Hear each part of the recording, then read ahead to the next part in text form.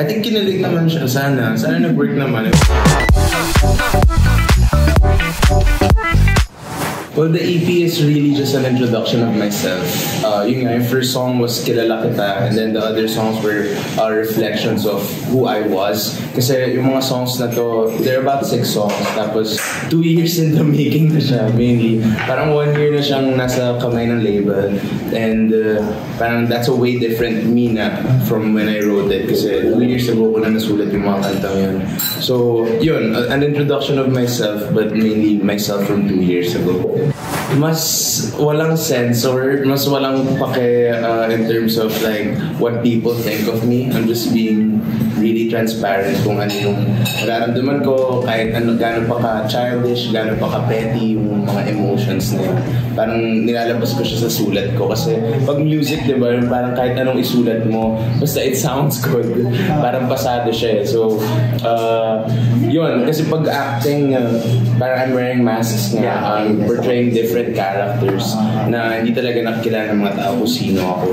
And sa music ko siya nilalabas. Kasi no matter kahit ang dami pang press con or mga interviews as an actor, hindi talaga makuha yung buong essence of who I am, my identity. Tapos kapag sa music, yun nga, walang takot na sinusulat ko kung anong tingin ko.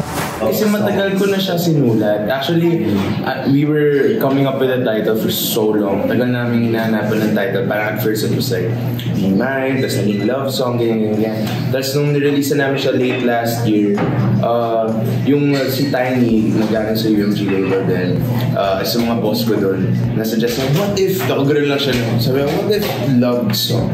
Sabi ko, ay, parang we have our title. Kasi technically, I wrote it 3 years ago, I think.